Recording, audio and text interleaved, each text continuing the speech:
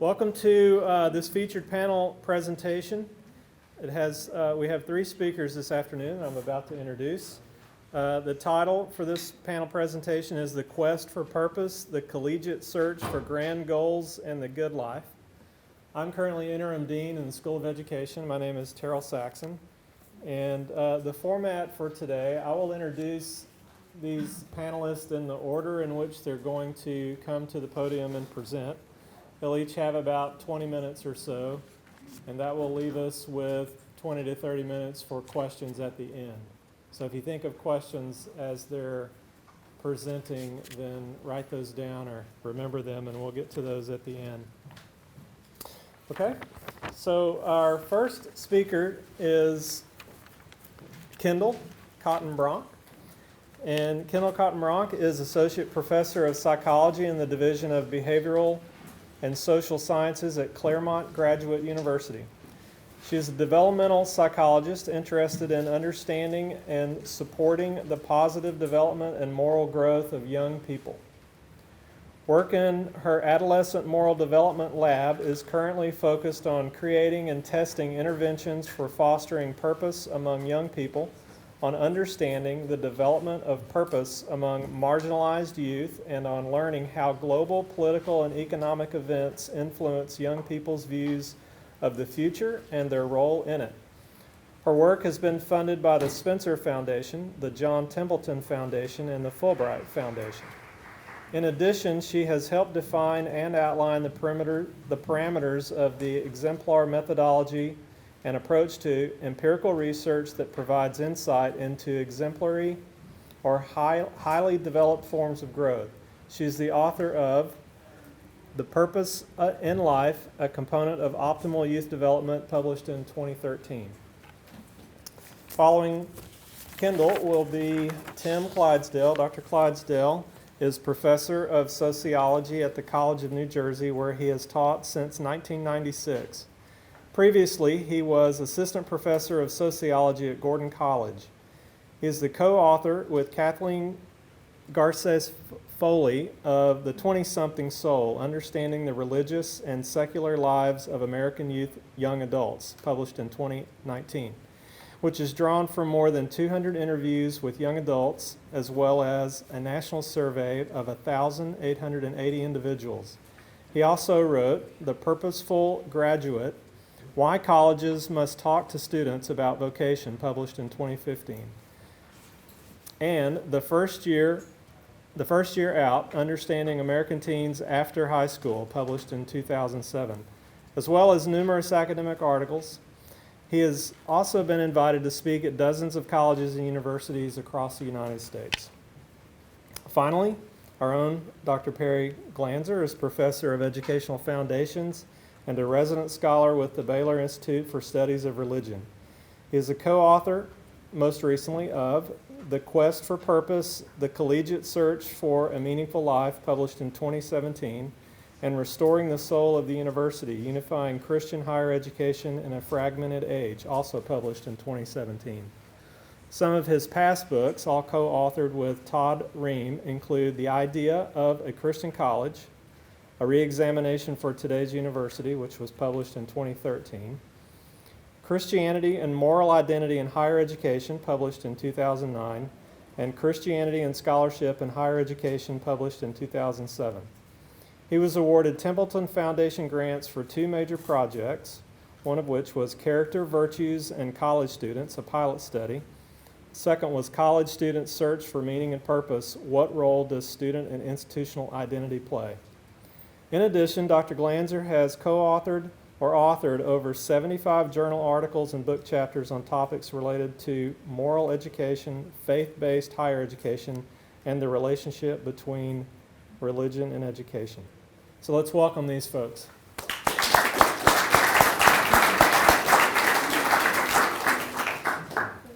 Dr. Bronk, I believe you're first. All right. Okay.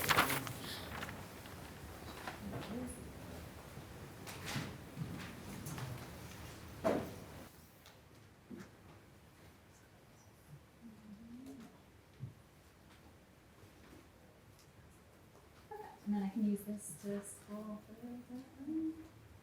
We'll find out. So thank you for having me here today. I'm excited to talk with you a little bit about my research on purpose, specifically on youth purpose. And I have to say, this is my first time at this conference, so I wasn't entirely sure what to expect. So I hope I've kind of pitched this talk at an okay level. I think if I were to do it again, I might have gone a little deeper. But this is a pretty brief talk, and we've set it up so we can leave lots of time for questions at the end. So feel free to ask me, more those deeper questions if I don't get to all of it here. So my plan for, let's see if this works, this kind of brief talk, I want to talk a little bit about, first of all, what is purpose? So how do we think about purpose when we're conducting scientific research on the construct? Second, I want to talk a little bit about why purpose is something that I think we should care about, why I think it's something that we should be concerned about, and then specifically why colleges, given the nature of this conference, why colleges should be concerned with something about purpose. And finally, I'll talk a little bit about some of the research that my colleagues and I have conducted around cultivating purpose. So what are some strategies that we have found can be effective for helping young adults discover their purpose in life? All right, so first, let's start with this definition. There we go. What is purpose? So we all probably have a conception of what it means to live a life of purpose. And yet when we want to conduct really rigorous scientific research on the topic, we need to come up with a definition that can be operationalized, right, in empirical research. And so back in 2003, my colleagues and I proposed a definition that we've been using and that some others have used as well. And it suggests that a purpose is a long-term, forward-looking intention to accomplish aims that are both meaningful to the self and of consequence to the world beyond the self. So that's a little bit of a mouthful. Let me kind of unpack that a little bit. I think there are really three components of purpose that are important. The first is that a purpose is a goal of sorts, or at least it's an intention. It's something you want to work towards, something you may never fully achieve, but something that you can at least make progress toward. It's, like I said, a big sort of long-term aim rather than like a short-term objective. The second part is that a purpose is really personally meaningful, right? It's something you care deeply about. The motivation for a purpose, it comes from within. So when we're talking about cultivating purpose, nobody else can sort of tell you what your purpose is. It really comes from within. In empirical research, we often look for evidence that a purpose is personally meaningful when we look to see if young people are willing to invest their time, their energy, and their resources toward making progress toward their purpose.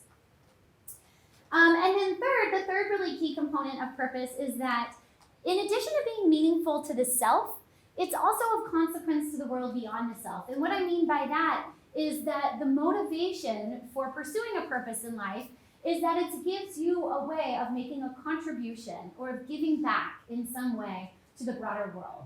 So purpose isn't really just all about you, but about what you can do, how you can use your skills, how you can use your talents to make a meaningful contribution to the world, to the broader world.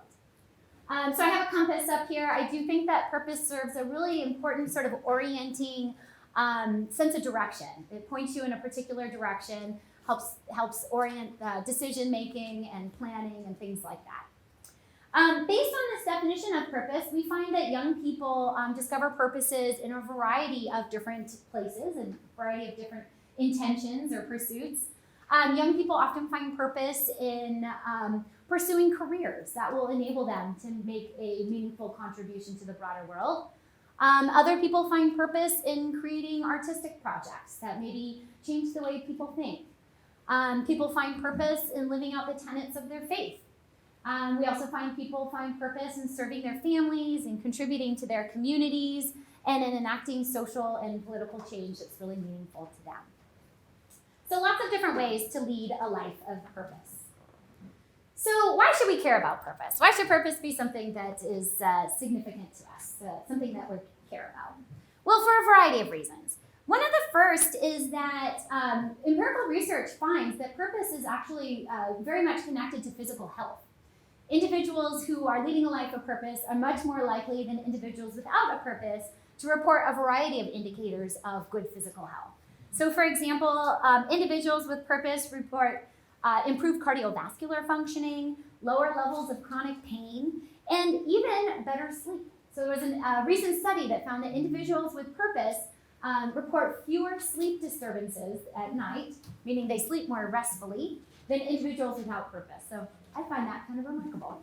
But maybe not as remarkable is the fact that actually another recent study determined that individuals with purpose actually lead longer lives than individuals without. So a lot of this research, admittedly, is correlational in nature, which means that it could be the case that purpose contributes to good health, but it could also be the case that good health contributes to purpose, right? But there's some really interesting research going on in med schools, particularly at UCLA, but not only there. And they've got really interested in looking at, how does this work? And a lot of their research suggests that actually leading a life of purpose confers many of these health benefits. So one of the ways that they've investigated this is by looking at genetic expression. And it turns out that the way in which we experience our lives affects the way that our genes are expressed, right? And individuals who lead purposeful lives, that tends to lead to genetic expression in very health-sustaining ways. So I think that's pretty powerful stuff.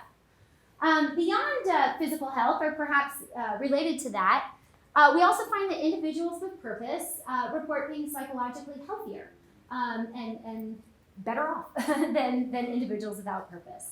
So for example, individuals with purpose report being more hopeful. They display more positive affect, and they very consistently report being more satisfied with their lives than individuals without purpose.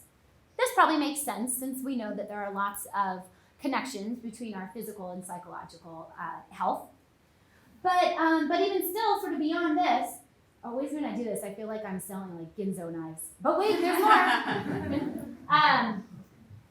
We also find that purpose contributes to things like academic success.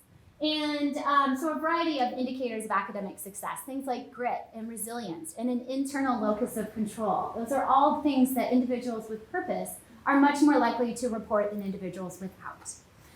We even find that individuals report that their schoolwork is more meaningful to them, individuals with purpose.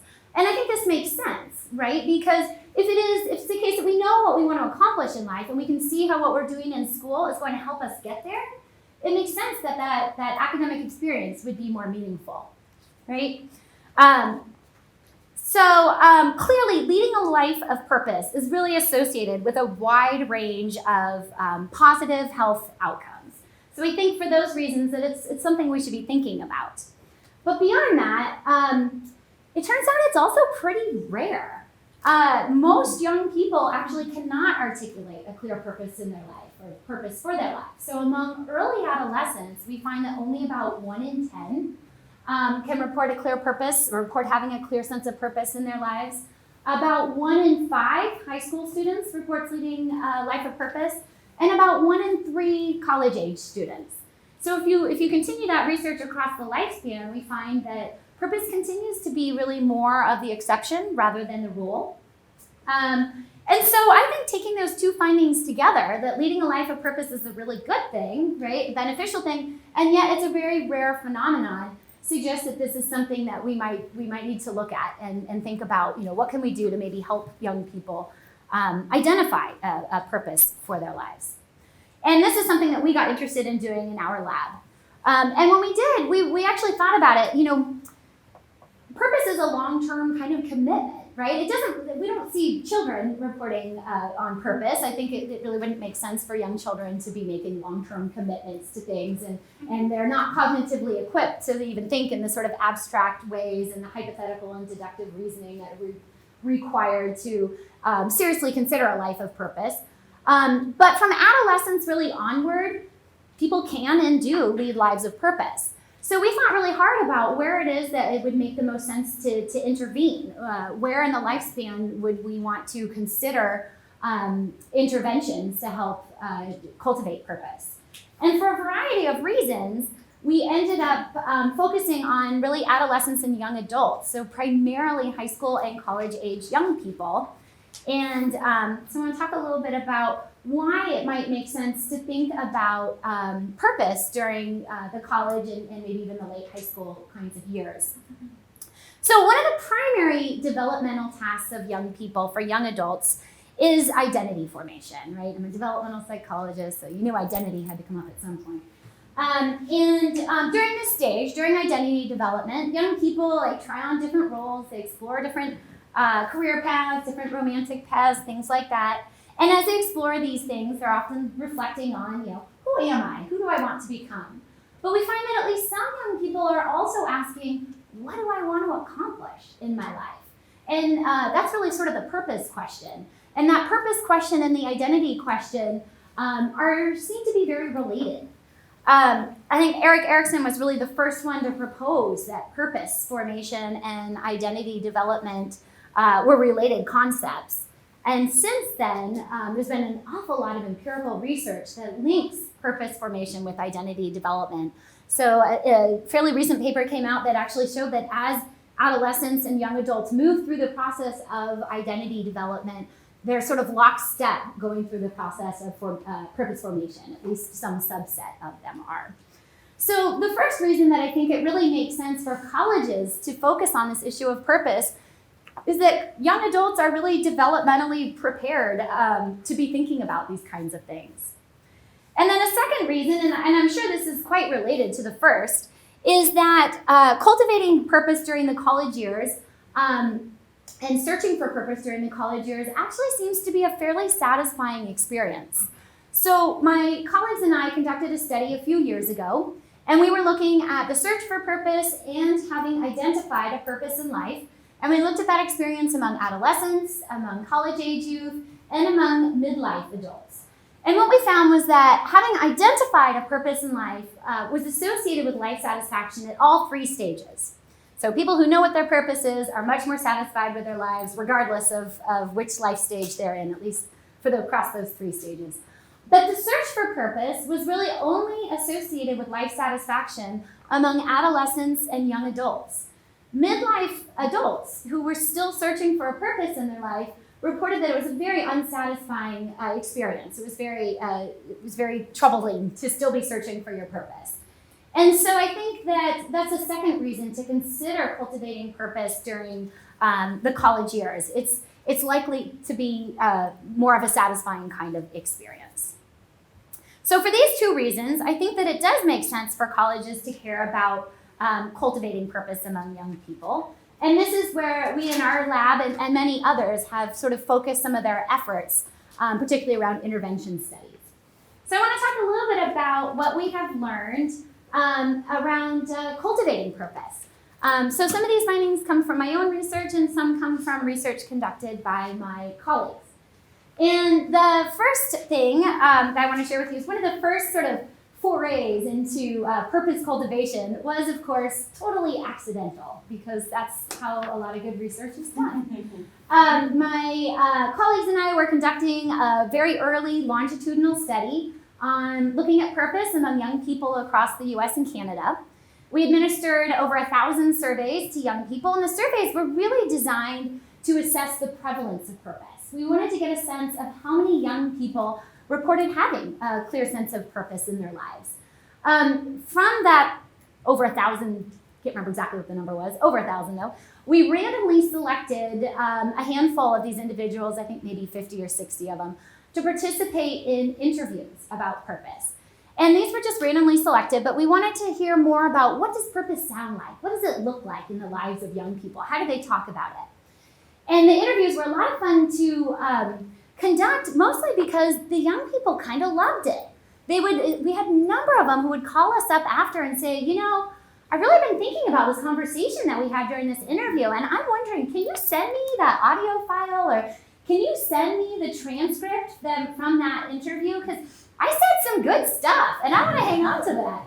And we thought, wow, this is really interesting. They were no one's ever asked me these questions before, and I kind of liked where I was going with that. And so we wondered, is it possible that this interview, this one-time 45-minute interview, might have served as some sort of unintentional intervention And like I said, it was a longitudinal study, so we had already planned to survey these young people again. And so we did, one of my colleagues looked at the young people who had been participated in the interview and their purpose scores, and in those that had not. Oh good, I'm almost there. And we found, lo and behold, that yes, the individuals who participated in this interview had significantly higher purpose scores at time 2 than the young people who didn't. So I think that suggested to us that we absolutely can intervene around purpose. There are things that we can do. And since we can't go around and interview everybody, we came up with a few other approaches, other studies. So we have looked since then a little more intentionally at how we can foster purpose. And one thing that we have found is really effective is modeling. So whether, as educators, we have opportunities to interact with young people and consider talking about purpose in your class with young people, right? Talk about what gives your own life purpose. I think many of us as educators and as academics, we find a lot of purpose in the work that we do. And sharing that with young people is a very unintimidating way of sort of opening that dialogue about purpose. One of the other things that we find that can be really effective is engaging young people in conversations about the long term. So most of the time, we really don't do that. Most of the time, we focus on the trees at the expense of the forest, right? What are you going to take next semester? What are you going to major in? But maybe we should be asking young people, what do you really want to accomplish in this life? What's going to be your legacy? How are you going to give back? And we find that young people are really pretty hungry for these kinds of conversations. I think another useful approach we have found is really talking about young people about the intersection of their special skills and their special talents and the issues that they really care about, the things that really light their fire, for lack of a better phrase. So, for example, we interviewed a young man who was a fabulous writer. He was, he'd always said, I always did the best in my English class. I love to write. And he was really passionate about issues related to gun violence. And he ended up becoming a journalist. And he would write about issues of gun violence, but also about nuclear proliferation. And he said, they're really just bigger guns. But I thought it was really interesting. He found a way to bring his love and talent around writing to bear on an issue that was really meaningful to him, and he was able to use that to share this information with others. There was another young woman who was at her high school, and she always loved technology, and she was super close to her grandma. She ended up starting this little nonprofit organization where she organized high school kids to come together to teach the older adults in the community how to use their technology.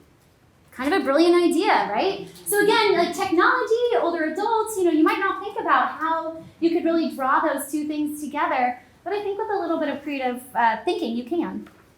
The last thing I want to mention is maybe a little counterintuitive, but our studies find pretty consistently that actually cultivating gratitude can be a really effective way of encouraging the development of purpose. So we conducted a study funded by Templeton not too long ago where we got to look at this. And what had happened is I've interviewed just probably hundreds of young people at this point about the things that give their lives purpose. And again, we hear young people talk about how these experiences of gratitude have served as like a springboard for the development of the purpose. So I always remember interviewing this young woman in Indiana. And she said, I really want to become a teacher. But I don't want to be one of those teachers that clocks in and clocks out. I want to be one of those teachers who really knows her students and who really makes a difference in their lives. And I said, oh, well, that's good. That's great. But why? Where did this come from? And she said, when I was in high school, my parents went through a really nasty divorce. And it was a tough time for me. I was struggling. But I had a teacher who stepped up. And I was so grateful for the role that she played in my life that I want to be able to play that same role in my future students' lives. And we heard that kind of thing again and again, and so we did test it, and we did this whole intervention designed around gratitude. Never said anything about purpose, but we did find that it very effectively helped young people start to think about how they want to give back. And I think it makes sense, right? If you're really focused on the blessings in your own life and on the people who have really blessed you, you're more likely to start to think about how you too want to give back and how you want to sort of make your contribution. So I think in addition to these things, which we've sort of discovered through our research, there's a growing number of tools and resources available if you're interested. So I list just a few of them up here. The first is a book written by a colleague of mine, Heather Malin. It's a great book. It talks about educating for purpose, so steps that educators can take, not just teachers in the classroom, but administrators and those kinds of other, broader educator roles as well. How to cultivate purpose in the classroom. The second book, William Damon, The Path to Purpose. Great book, just if you're interested in maybe learning more about what purpose is and what all people can do. He talks a lot about helping young people find their calling in life. If you're not ready to commit to a whole book, I put up a couple blogs. There's some blog entries there. This number 4, the free online toolkit, we actually took that interview that seemed to sort of accidentally but effectively cultivate purpose, and we turned it into a set of online activities that young people can complete. Just takes about 15 minutes, every other day for 3 days, and we find that it does cultivate purpose. There's another one, also online toolkit, the one that cultivates gratitude, but also seems to encourage the development of purpose. And then last, because that interview was so effective, some of my colleagues put together a brief write-up on how you can use the interview in like mentoring situations and things like that to help young people, primarily young adults, discover their own purpose in life. So I realize it may be kind of tough to get some of these resources. If you're interested in any of them, feel free to get in touch with me, and I'd be happy to share them with you. But thank you. I think I'm about there with my time. So thanks for your attention.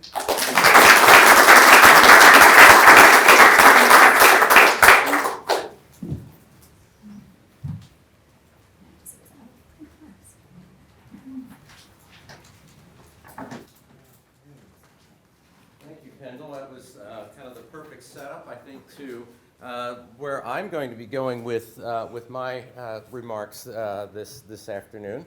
I'm grateful to be invited and be part of this conversation. So I'm going to talk a little bit about what happens when campuses systematically, intentionally engage students in an exploration of the theology of vocation, which is really the theological counterpart to the idea of purpose. And so a lot of what these campuses did involve questions of purpose, of calling, of meaning, of character even, and what drove that. Now, I'm not going to go into a great detail about this initiative. It was funded by the Lilly Endowment. They put close to $2.5 billion into the initiative. It went across 88 different campuses in the United States, including this one was a participant in that program. And so the question is that I need to answer is what happens when campuses do this, and I'm going to talk about it in 2 phases. The first part is about students. And the answer, the sophisticated answer I'm going to give you based on my years of research is that it depends. But let me unpack that one a little bit more. So one of the things I found is it really depends on the type of student that we're talking about. And I created a typology of students because it helped me begin to understand who it was that was engaging these. Now, there's many different types of students that come to college, come to a university to begin their degrees. But I really focused on 2 particular characteristics. The first one is what I call orientation to education, which is whether they have a very instrumentalist orientation or a more idealist orientation. And this came from the Higher Education Research Institute at UCLA. They asked a question, they've been doing so for a generation, which is basically asking students to agree that the most important thing to do with your college degree is to get a good job. It's a preparation for a good job. And those that strongly agree with that statement fall into the instrumentalist category. And at the most recent asking, it was around 88% of all students say that's the number one reason to be going to college. Which means there's 12% of students that have some other reason or it's something else they think might be a little bit more important than just the job aspect of it. And I group those into the idealist category. So these are not evenly divided groups at all. Most students are overwhelmingly instrumentalists. And if you were here for the earlier session in this room, we heard about instrumentalist campuses and the way in which campuses have become more instrumentalist as well. So it's not surprising that students kind of reflect that broader cultural change. The other criteria that I looked at is what I'm going to call concern for grades. And this comes from the NESE data. The educators in the room will know that in terms of the National Study of Student Engagement. And that study, which has also been going on for a number of years now, I think a couple decades, finds that about 20% of students at four-year institutions across the United States spend 16 hours or more a week preparing for class, doing their studies. 16 hours or more a week. That's 20%, 1 out of 5. 15% spend fewer than 5 hours a week preparing for class, doing their studies. These are full-time students, mind you. I don't know how that's possible, but these are full-time students, 15%, which means the vast majority of students are somewhere in between. Basically 5 to 15 hours a week are being spent preparing for class, doing their studying. Now, when you put those two together, and unfortunately are in different data sets, you get these 6 types. And I'm going to walk through them a little bit and describe something about each one. Now, the first group that I'm going to describe are people with high concern for grades and an instrumentalist orientation. I call them the obsessive-compulsive achievers. Okay, so you probably know these type of students. They're the ones who have their calendar books very, very carefully filled out, lots of detail. They're planning several semesters ahead. If you're an educator, they're the ones who get a 98 on a quiz, and they're at your office hours to say, what's up with these 2 points and how can I get them back, okay? These are really driven, passionate students. They tend to be in the professional fields. And they really care about their grades. What you sometimes feel like you need to just tell them as an educator is, stop, breathe, okay? Just for a few minutes here. It will help your overall well-being if you do that. Their counterpart on the idealist side, I call the future intelligentsia. Give you an example of who the future intelligentsia are.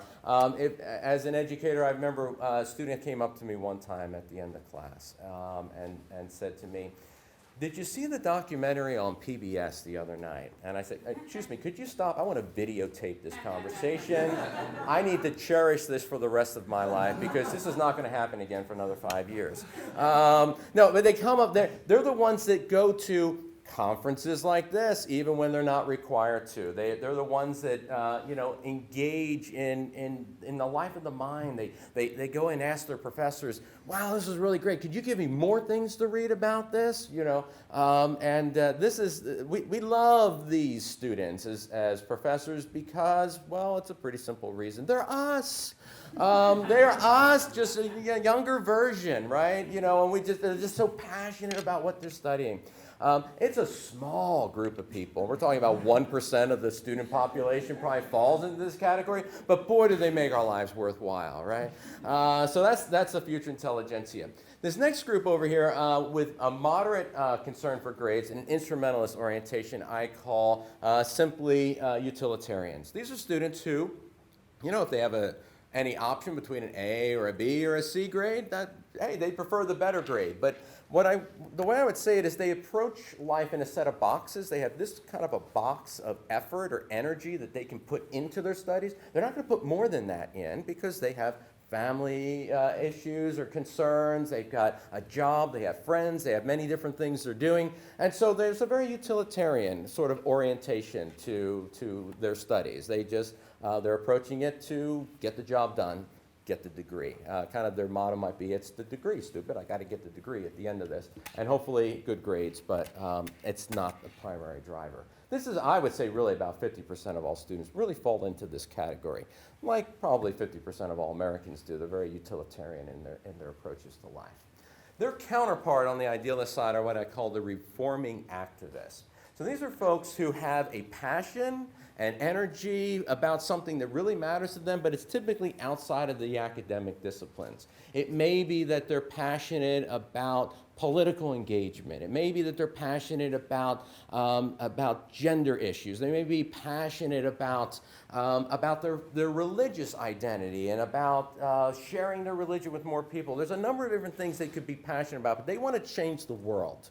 Okay? They want to change the world. They want to reform the society that we're in or the world that we're in. And that's what drives them. So at times I would say the boundaries between the first and the second on the idealist side, they do kind of blur a bit, but this is a group that I think is really important and often missed. They can be very engaged in our classes when our classes touch on their passions, but otherwise they may not find it so engaging. Okay, the bottom group over here with low concern for grades and an instrumentalist orientation, I call the minimalist or the beer and circus types. This comes from a title of a book by Mary Sperber, Beer and Circus, these are folks who understand that in order to stay at the best party they've ever been at, they need to maintain that rigorous 2.0 GPA. You know, it's really about how awesome college is and all the good times that they're hoping to have here. They really kind of live into that model. This is the best 4, although typically 5 or 6 years of their lives experience. And then the last group on the idealist side, I call the rebels. These are students who really just reject perhaps capitalism, reject the idea of institutions kind of governing our lives and being graded according to things. They can be very, very intelligent. I had a card-carrying socialist in my intro to sociology class a number of years ago, made for great conversations about inequality, class, social change, but he ended up failing the class because he never came to exams and he never turned in a paper. He just participated. He was too busy. He was down at Trenton, the capital of New Jersey, where I'm from, protesting typically every other day, and just ended up withdrawing from college completely. So there are points in our history we had more rebels on campuses, but generally it's a pretty expensive place to be if you're a rebel because you don't tend to take your classes very seriously. All right, now, how does that relate to the question of vocational exploration, to purpose reflection, right?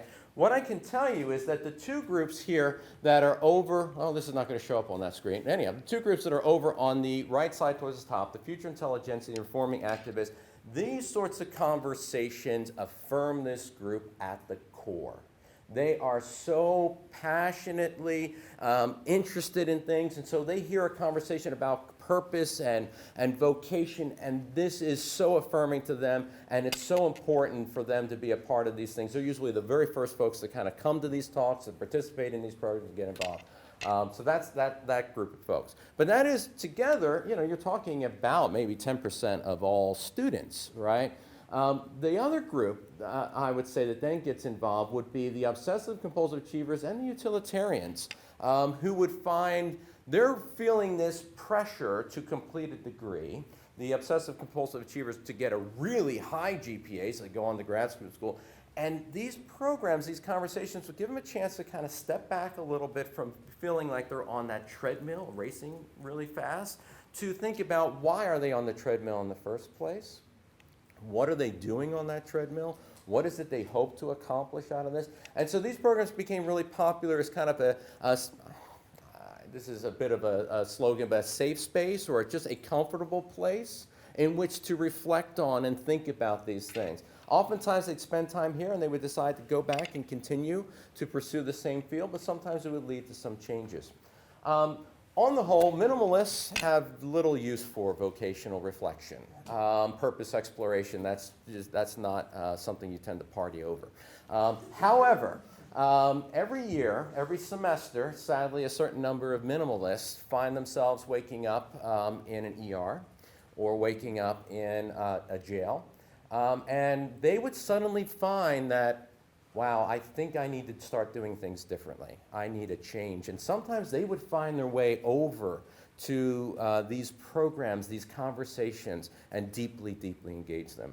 Sadly, when I was doing this research, I really didn't find rebels, so I can't really say what their involvement would be in this, although I suspect if they had a chance to really reflect on it, they might find it engaging as well.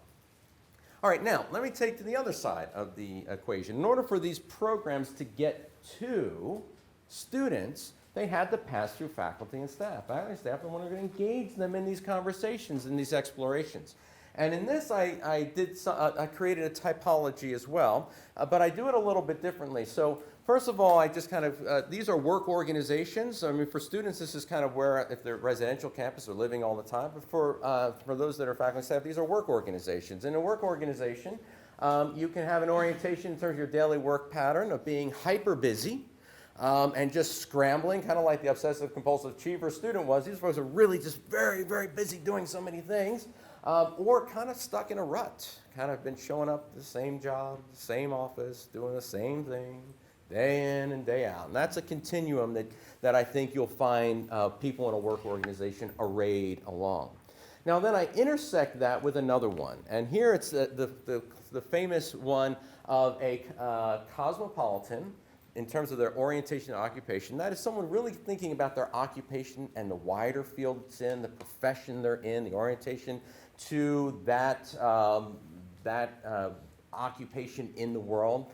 And those that are locally oriented, who are thinking about the specific institution they're in, the brick and mortar of that place and how do they best serve it. So when you put all those together, you create a field. And in that field, you're going to find some well-known types to the faculty and staff who are in the room. The one type you find are what I call the campus stars. These are the people who are probably known better outside of the institution than they're known inside the institution. These are the folks that maybe get featured prominently on the website, but try to find them on campus. Well, good luck with that. Their counterpart on the other side are what I call the deadwood. Well, they're commonly called the deadwood. They're not completely dead. They do have a pulse, and they do receive a paycheck. But they're really not doing much anymore. And so there's a lot of conversation in campuses around these two types of people. Now, on the other diagonal, you have another group I call the institutional grumblers. These are the people who are looking over and thinking, my goodness, the grass is so much greener over at that university. If I was over there, I'd be able to do so much more over there than I'm able to do here. And just kind of frustrated with their location with that orientation. And the other end of that is what I call the institutional grunts. These are people who are working really hard, day in, day out, for the organization they're a part of. They get a lot of work done, but don't ask them to try to do things a little bit differently. Don't ask them to kind of think about the way in which higher education might be changing. They're kind of in a rut here. Now, here's the point I want you to see in this. Most of the kind of conceptual energy on a campus is arrayed towards people who are on the periphery. Also, the general feel of a campus as a place in which you conduct your work I don't know, someone's going to have to help me here. The force that leads pushes out, that's centripetal? Centrifugal. The culture of a higher education institution is that you tend to go to an extreme. It doesn't lead you to the center. And it's in the center where I have the good citizens. The good citizens on the campus. And those good citizens are of a variety of different types. There are your master teachers. These are the people who, back before the interweb used to be the way in which people register. You used to actually have to camp outside of like the registrar's office. These were the classes that people would camp out for the night before in order to get into them. Very, very well done. And it's still probably challenging, but there's ways in which people try to get in because these folks are so good at what they do. You also have the terrific mentors, the ones who bring a student under their wing and they're mentoring them for perhaps a career field that they want to go into or a particular academic discipline. That's another core group of good citizens on campus. You have the campus engaged intellectuals. So when there's some issue kind of going on and you need to have people thinking about it in a broad way, they're the ones that will pull together a panel to talk about the current election issue, and they'll bring a number of voices together, and they really use their intellectual gifts for the good of the campus as a whole, and facilitating, for example, conferences even like this. And then the last group I just call the campus community builders. These are folks who have this natural connection to not only people in different departments and divisions of a university, but even outside as well. And they build connections back and forth, and they build great relationships that way. Here's what happens then to faculty and staff when they get involved in these conversations. Number one is it reinforces and it underscores that center group, because the hardest place to stay is in the middle. You're going to find yourself pulled either to be more oriented to discipline or more oriented to the institution, be very busy or not. They stay, and it reaffirms the groups that stays. The other thing it does is it grows the center. It gets that there's people who start to move in more. They see what their colleagues who are good citizens are doing, and they begin to join them because they find in these conversations, they'll say things like, this is what I got into higher education for in the first place. This is why I'm an educator. This is why I'm a professor. My passion for the field is what really kind of brings me here. Similarly, this is why I became someone involved in residence life, because I want to powerfully affect young people as they're in a very pivotal time in their lives. So the answer to the question I pose, what happens when a campus systematically engages conversations of vocation, the theology of vocation, calling, and purpose? It's these two things. Students find refreshment, who often are marginalized. Students that are highly stressed will find ways in which they can get some traction and some stress relief, even as they think about these questions. And faculty who are good citizens in the center feel renewed, encouraged, and there's many more faculty and staff who join with them there. Thank you.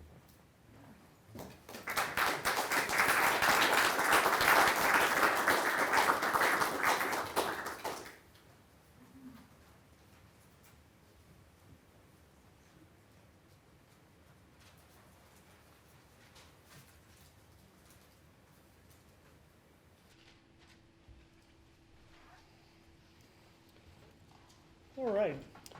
Well, this is really an interdisciplinary panel in the sense that we have a psychologist, a sociologist, and now you get a Christian ethicist who works in the field of higher education. So this will be a little, these are little different sorts of frames that you're going to see regarding purpose. What I want to start with is just a quote from actually the first textbook on moral philosophy published in America by Thomas Clapp, the president at Yale University at the time. And his quote is, "As man was at first made in the moral image or likeness to God, so the recovery of that image is the greatest duty and highest perfection." In other words, he thought we know what purpose is. This is purpose, and this purpose is central to higher education. That if you are made in God's image, you become more human when you acquire God's virtues: love, justice, humility, those sorts of virtues. And so this is the early vision for purpose, you might say, in higher education in America. Today, that's going to be much different. For example, this is a recent book which talks about purpose having to do with sort of achieving certain goals, reaching resolutions, seeking results, realizing particular objectives and ends in the worlds in which we live. And what the general understanding, perhaps, in this book of the purpose is self-authorship and achievement. And this is understood as neutral. In other words, we can kind of apply this concept of purpose to everyone, no matter what you believe about the human person and their fundamental metaphysical makeup. So those are the tensions we really have, you might say, from the American history, but even today. I'm going to talk about those in terms of the tensions we experience then at a pluralistic universities, thinking about, okay, what does purpose acquisition look like at pluralistic universities, and then also at Christian universities, and what might be the differences, and what might be the similarities. And so some of the things I think we can expect at a pluralistic university that we've heard talked about already is clarifying the terms. What is purpose, for example? A good liberal arts education about purpose is what I think we should hope for at a pluralistic university. Second, or third, I think we, as Kendall's already referred to, should try to move students beyond self-oriented purposes. I think in terms of what theologians would call common grace, natural law, that there's this common sense that, yes, we should be able to move all students to think about those purposes. And then finally, co-curricular opportunities to develop beyond the self purpose. In other words, creating this great civil society in college where you have all these voluntary student groups that people can join for those different purposes. Now, Christian universities, what might be the same, what might be different? Well, I still think clarifying the terms is important. A liberal arts education about purpose is still vitally important. But this is where it gets a little different here. Christian education about purpose, and this is based on the research I've done with college students, but also thinking about Christian ethics, is this, that it involves two levels. One level is sort of a broad purpose, that understanding bearing God's image and reacquiring, in a sense, reacquiring that is the key to human flourishing and purpose overall.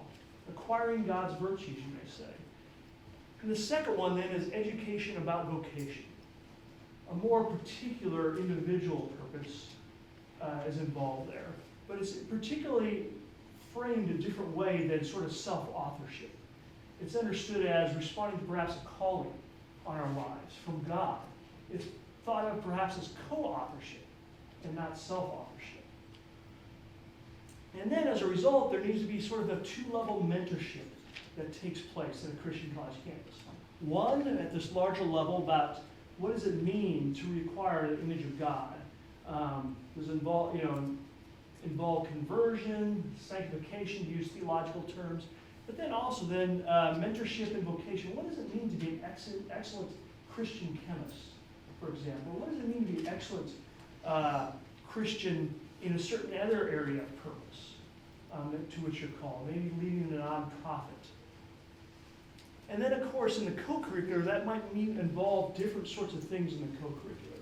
It involves virtue development. In other words, if you're to acquire the virtues of God, to be loving, be humble, forgiving, forgive as Christ forgave, that involves a certain kind of co-curricular involvement. But then also there's needs to be experiences for exploring your calling and your vocation as well, co-curricular. So I want to explore both of these a little bit, starting with a pluralistic university. And based on some research that I did, it's a little differently focused than the psychological project. But I started off wanting to understand, how do students talk about these different terms, meaning, purpose, and good life? And what we found in our research of interviews from students at institutions across the nation, over a couple hundred of these, is that, and this is consistent with what Kendall's talked about, there's a big difference between meaning and purpose. Pretty much everybody has meaning. They have sources of meaning. But not everyone has purpose.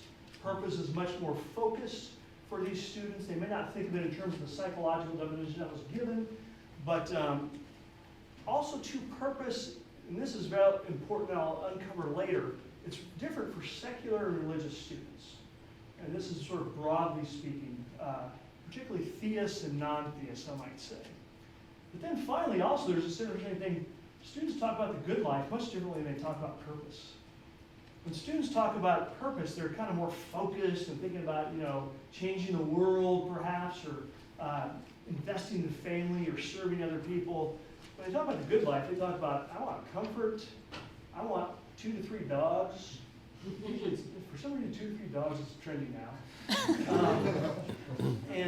I want a good home. They usually don't talk about mansions or anything, but a good home, and these kinds of things is what they talk about with good life. So you have to be careful with the terminology with students, and perhaps we need to think about how do we merge purpose and good life together. It's something to think about, especially what we found in our studies. And so what you'll see, you can't really see this as much. This is a recent RAND survey that came about purpose. What we found is at RU is you can't do a survey and ask really, this survey asks, do you agree or disagree? I feel like I have purpose in my life has meaning. That kind of conflates those two terms, and you shouldn't ask the question that way. Although I will say the results are pretty similar to what some results we found.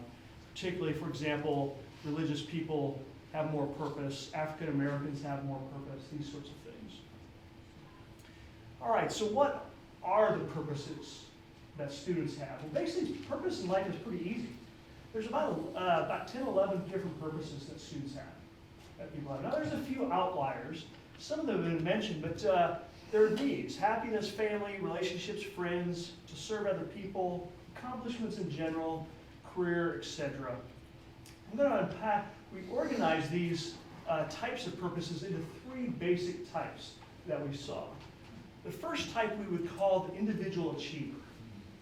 This is the person who, they focus on career goals, not for, I want to be a nurse or so I can serve people. It's, no, I want a good job, so that's what I'm after. Experiences. I want to go explore the world, travel around. They're after new things. I want to learn new things. And then happiness. Happiness is really the most popular purpose, as you will see. And then creative acts. I want, student told me, I just have so many movie ideas in my head, and I just want to get all those out. And he sees that as their purpose. And so, for example, this is a good quote from the experienced person, right? I just want to keep learning new things, see new places. There's always something more to discover. Any creative activity, for example, is where they perhaps find their purpose. And also, I just want to be happy, is often a purpose. Then there's the relationalists. These are the people who find their purpose in serving other people. They find it in family, and they find it in friends. Those are ultimately their key sources of purpose. And then third, there are the transcendents. The transcendents find their purpose in religion, Christianity. I want to serve Jesus, or changing the world, right? I want to make the world a better place. I want to help, with the environment or something like that. Or perhaps civic involvement. I'm going to make a difference in the political sphere somehow, or serving in my local community as well. Now, what we did, we used these qualitative the results that we got, and then said, okay, we sent out a survey through Gallup in which we asked these people to rank to what degree do they think this is their purpose, or it could be one of their purposes. One thing I should clarify is people may have multiple purposes. This is why I call them purpose ingredients. Because people may say, I have these three purposes, and they sort of see that as kind of combining that together in their life dish, you may say, to use the cooking analogy. And so the number one purpose is be happy. You can't see that. 2, care for a family. 3, experience life to the fullest. 4, build lasting relationships. 5, achieve success in my career. Over half the people said they strongly agree that this is one of their purposes. Interestingly enough, near the bottom, making money. Students are really not that materialistic if you ask about purpose. Now, if you ask about good life, it's different. But if you ask about purpose, they're not materialistic. Now, number 2 with which they disagreed, love God or a higher power.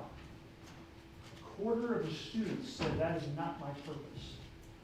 Those were the 2 with which they disagreed the most, interestingly enough. So we then did some analysis on this with Hongwei Yu to credit this, help with this analysis. And we had 3 types of qualitative findings. The self-achievers, you find them most likely among them those who attend 2-year colleges and first-year students. This is no surprise based on what we heard about here. First-year students, this is true in your interviews, you ask them the purpose of college, get a job. Right? That's always the case. Second, the relationalists were more likely to be health science and business majors. That sometimes surprises people. And then third, the transcendents were less likely to attend a private university, interestingly enough. More likely to be Republican or independent. Below average income and often composed of other races. As you saw from that RAND survey, African Americans tend to have the highest sense of purpose. All right, so what can we expect, kind of based on what we learned perhaps from pluralistic universities here? Well, this is where I agree with Kendall and her mentor, William David, on this, that I think we could expect, using their definition, that we can try and hopefully move students from self-achievers to more relationalists and transcendents. At least have some of those ingredients.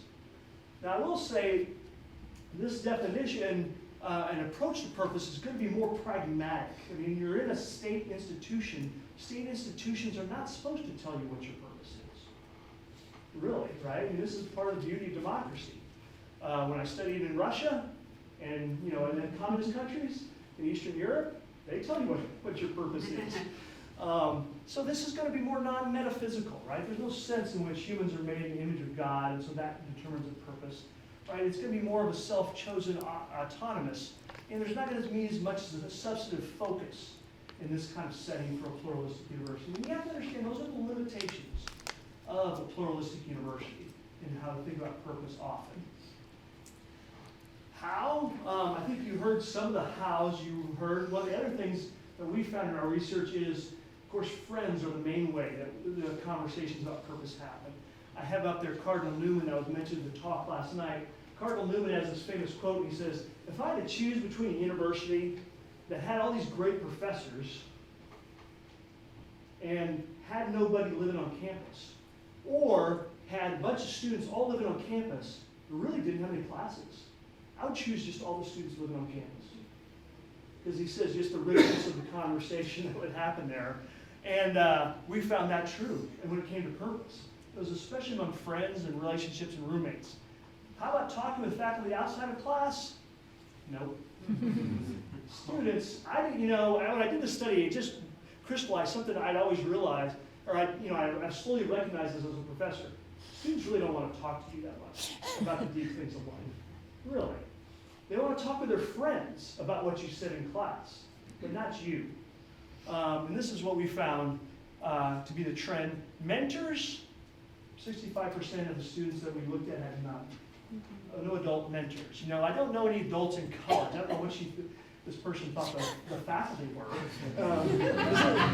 Isn't that the downfall of college? Does that structurally cut you off from real adults? It's not the faculty, I guess.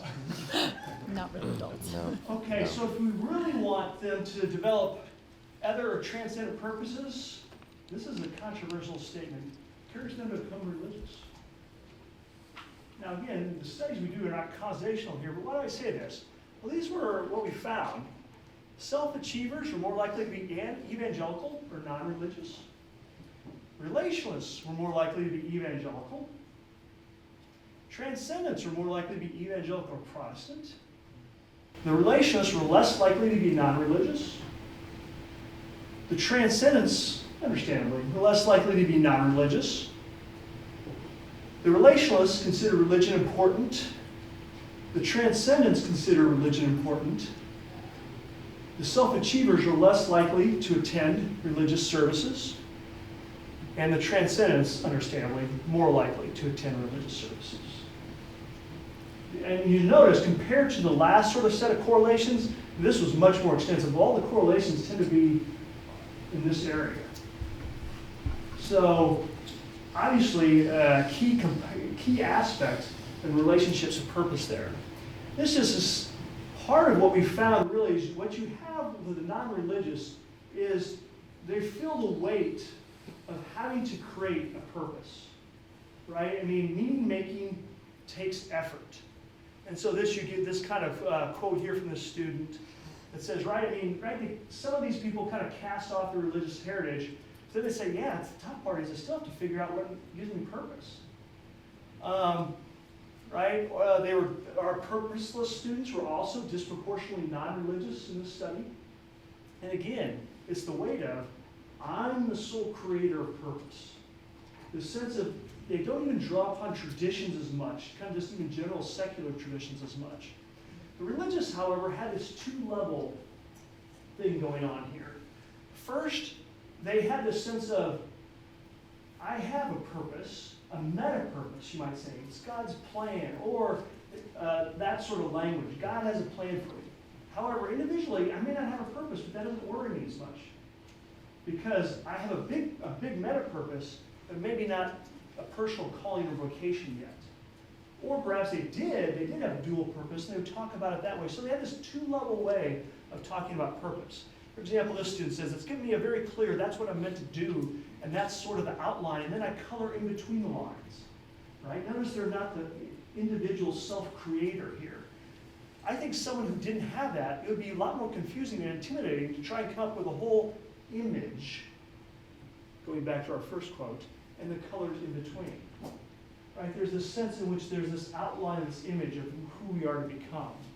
Also, too, where did students encounter programmatic efforts to connect them to life mentors? One was, as Kendall mentioned earlier, public school teachers or teachers, but really the top one was in religious settings, is where they had mentors regarding purpose in life. So this is just an example. I mean, we did this, this was qualitative interviews at 11 different universities, mix of public and private, some religious. But here's your regional college university students and evangelical university. Do you ever talk with profs about purpose outside of class? Don't think, nope. Not that I can think of. Nope, I don't like them as professors. No, it's just come talk to me about your paper, or really or something. That's really it. The only institution in which we found faculty mentors was the evangelical university we're at. Yeah, definitely, yep. And again, more here. This sense of, hey, these professors are willing outside of class to talk about purpose and meaning in life. We just did a survey of what's made a difference in your spiritual growth here at Baylor. We found number 3 on the list was interactions with faculty, was one of the major things. So, now one of the things we didn't find, going back to our first slide, is this. I didn't hear students was still a choice. If they talk about purpose, they talk about more glorifying God, or, I'm going to follow Jesus, or love God. They really never ever talked about, I am made in God's image, and so in order to be most fully human, I need to acquire God's virtues. They didn't talk like Thomas Clapp did back with Yale. That's one of our key telos. And so the connection was always made to my purpose and virtue, perhaps loving God or loving others. So perhaps an area for Christian institutions to think about. Do we really help students encounter a sense of this telos? So what can help with 2-level purpose development? Well, I think Tim's book actually is a great way to get lots of ideas, so I'm going to promo in here and there, but I'm going to also point a few other things.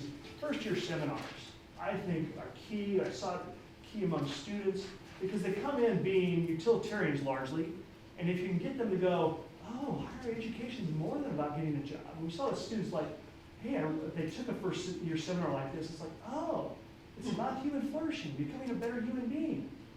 Wow, it opened their eyes. That first year made a tremendous difference. Great books courses also were significant in this regard in helping students, because it was a liberal arts education about purpose. I also think you can get a liberal arts education about purpose in a first-year seminar as well, discussing different types of purpose. Connection with churches was key because of the mentoring component we found in our research. It's there you find mentors. You actually meet those older real adults who have crying babies and other sorts of things going on. We also found living learning centers, particularly, for example, on-campus chaplains, whether it's a Catholic institution has on-campus priests, or Protestant institutions. These kinds of things meant, because there's just older adults hanging around who want to talk about purpose. Vocation retreats, something that I know Tim's unpacked a bit in his book as well. Robust student groups in particular were also great places for talking about purpose. This is my recommendation. I wouldn't say I necessarily heard this, but this is just my own addition. We need to talk about career and calling center, not just career centers. Maybe think more broadly than the utilitarian focus of a career center, and go, how about career and calling center, or maybe life map purpose center. So that's it. Did I make it? You did.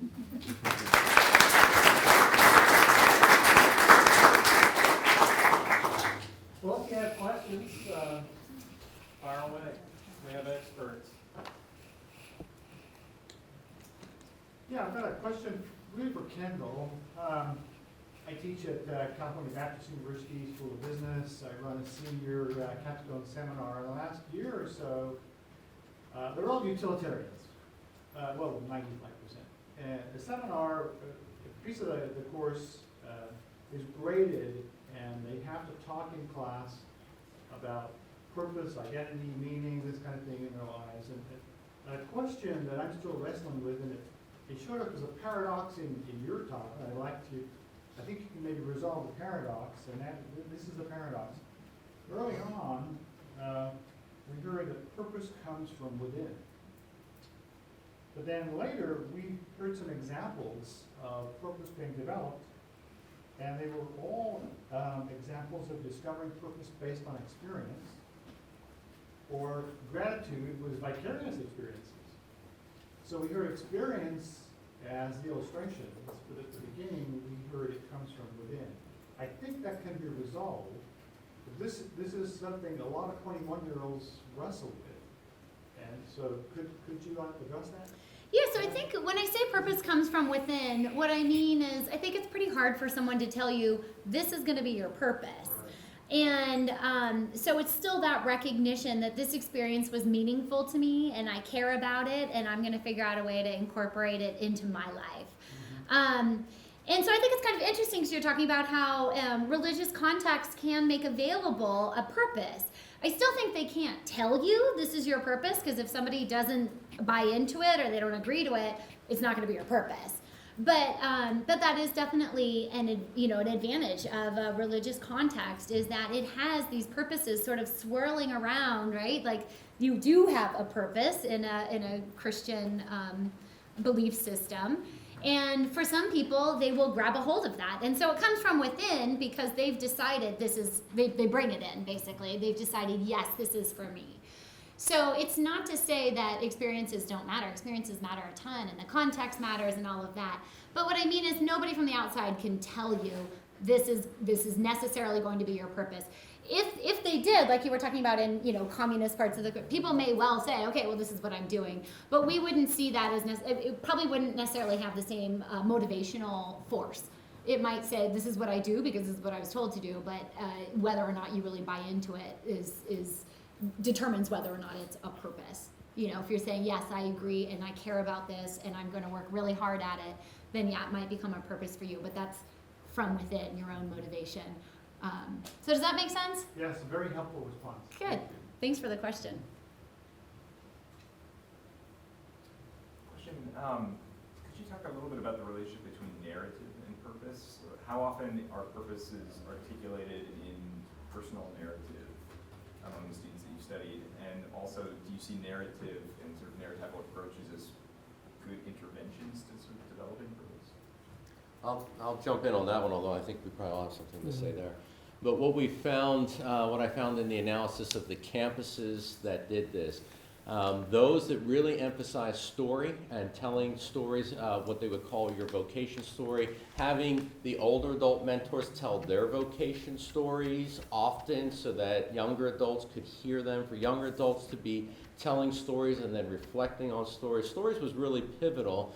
Stories was also effective too in situations where a campus was religiously heterogeneous, because anyone can listen to a story. I'm very interested to hear a Jewish faculty member talk about their story and how their desire to be kosher as a way in which they serve God it's an engaging story for me. It doesn't mean I'm going to become kosher, but nevertheless I'm hearing in their story something that I can really identify with. So there's a lot of ways in which you could begin to get many different students into the conversation through stories that they wouldn't come in if it was just in terms of concepts and ideas and theologies.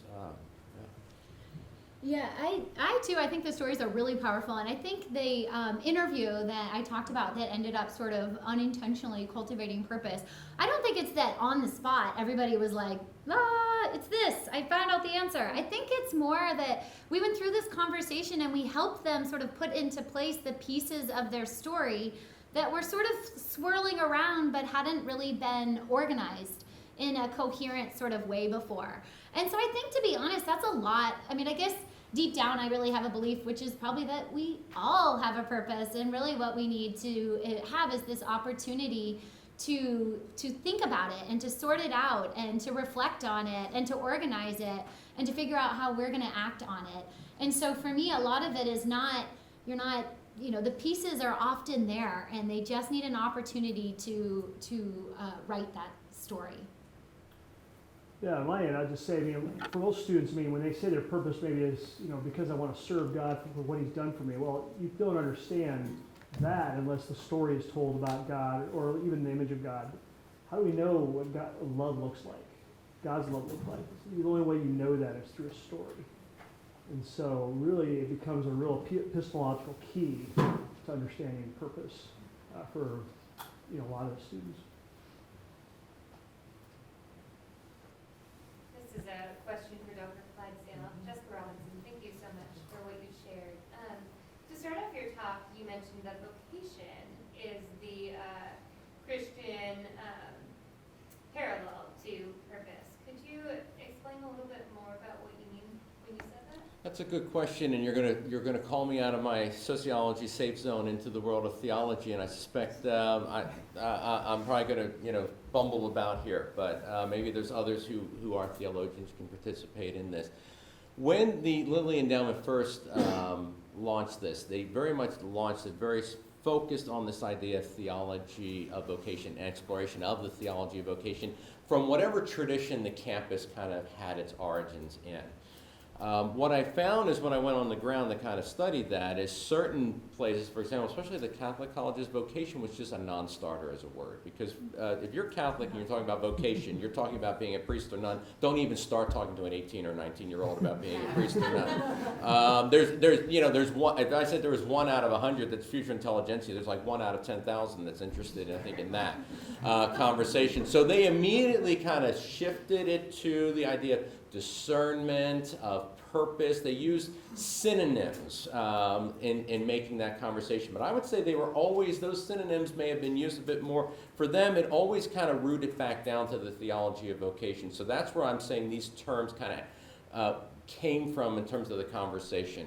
You're asking, I think, though, more about me conceptually thinking about it. I guess I would say, I would share with some of what Perry was saying in that I think ultimately that sort of value neutral way that Nash and Murray in the book that he had talked about that everyone can find it. I would say it's very hard to find a sense of purpose or a sense of calling without a caller.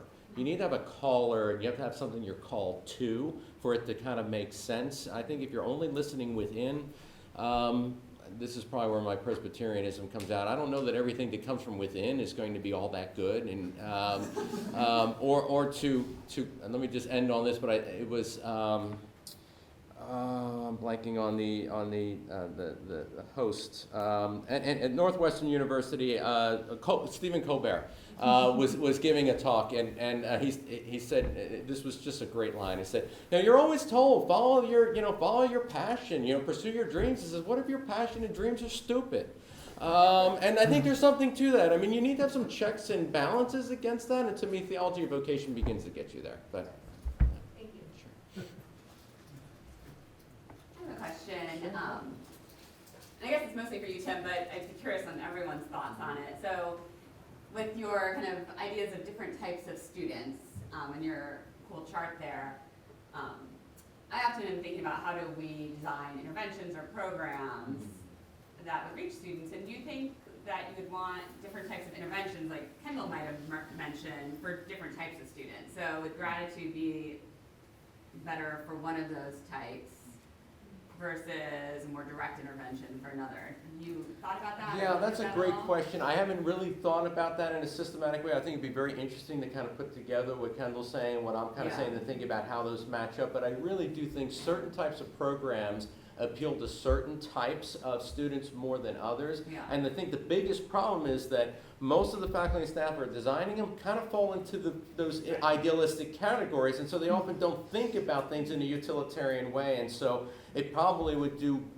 well to kind of even have a panel of students that you could kind of vet some ideas and say, what's going to get traction here? Because chances are we're over-idealizing this, and we need to think about how to pitch this in a way that students are going to get that are really just down in the weeds trying to think about how do I get through this next week with all the stuff that I have to do and what sort of is going to resonate there. But it's a great question. I would just add to that, I think that would be kind of interesting, and I haven't really looked at that in an empirical way. Are there different, but one of the things we have looked at a little bit is just that developmental question.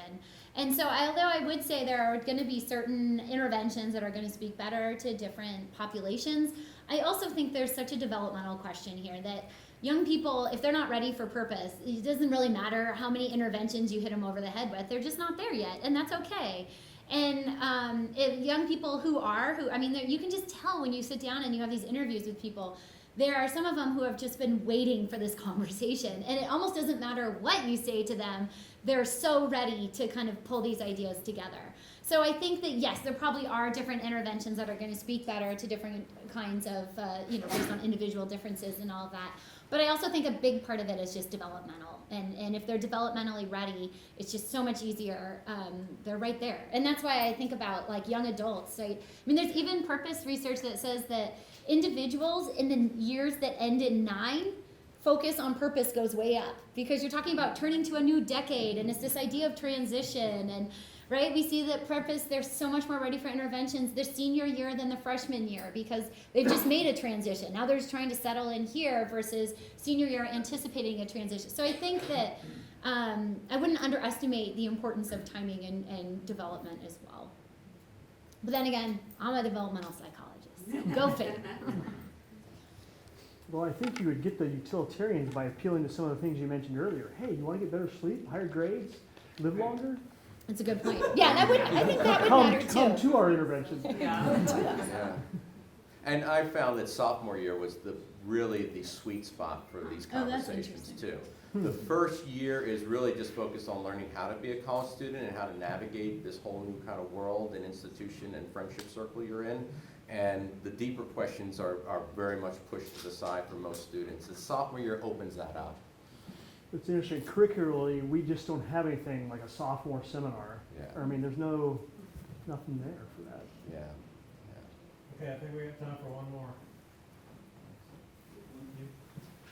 You were kind of addressing it there too, but I was going to ask before you said that, if you could talk a little bit about your findings in first year out and the purposeful graduate, and talk about how do those two studies play off of each other, and how do they together inform us about our work as faculty members or student affairs professionals? Yeah, so in the first year out, it was a bleaker sort of portrait, I would say, of teenagers, teen life, teen culture, really. It's really about teen culture and the culture they're growing up in and what sorts of things they prioritize.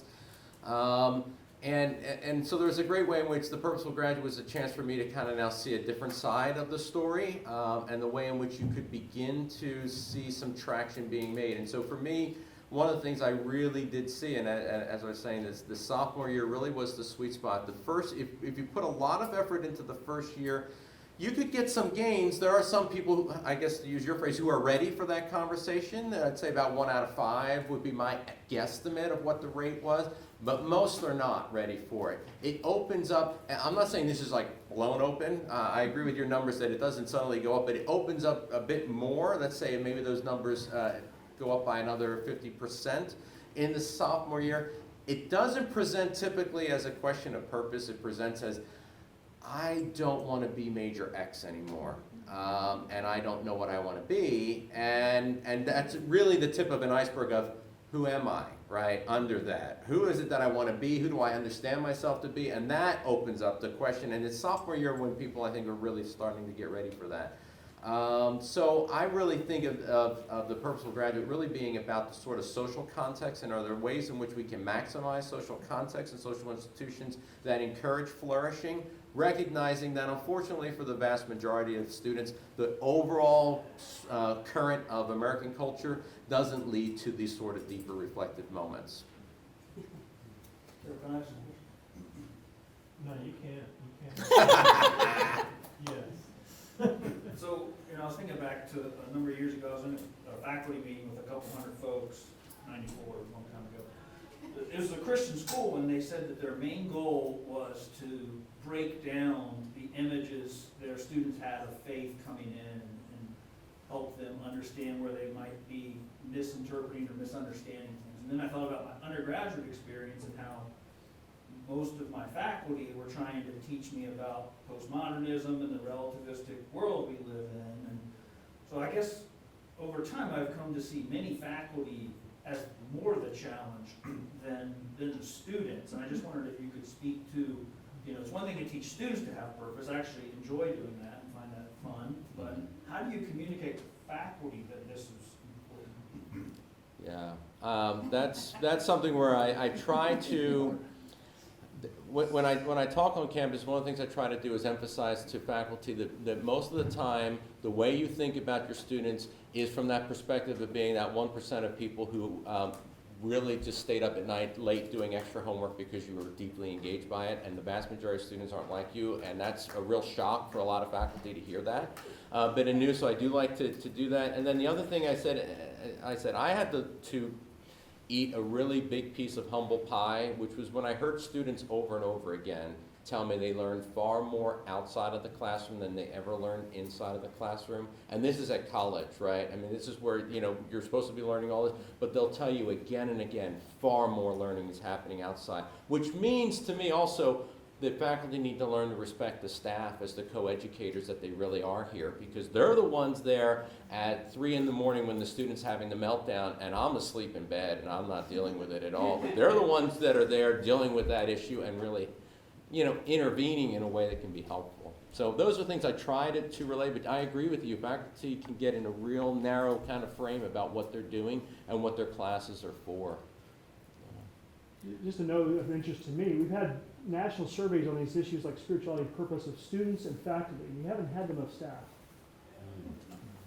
It's a real absence, and they're the key, I think. Right, and my data show the staff were the most enthusiastic about these programs. Second was the faculty, but when there was a higher level of engagement, because staff can be employed many different places. Many of them very intentionally choose to be on a college or university, even if they're in the accounts payable office, because they find, one, what the school is doing to be far more important than just working for some random corporation, and two, they get to interact even with student workers, and they enjoy that, and they enjoy the environment of it. So I think we often miss the incredibly important role staff can be playing in this conversation. Well, and I would just add to that too, though, although I agree, like faculty members we don't always think about our own purpose. I think most of us are at an advantage in that most of us came to this career because of a purpose. I mean, whether it's because we want to shape young minds or we're really committed to advancing our field. I mean, in some ways, it's just an opportunity to think more deeply about why are we doing what we're doing. We didn't, and we didn't come here for the money, right? It's for the opportunity to think about great big ideas and having an effect on our field or having an effect on the students. And so I think even just the way that you would want to reconnect students sort of with the things that, help them to think intentionally about what it is they want to accomplish.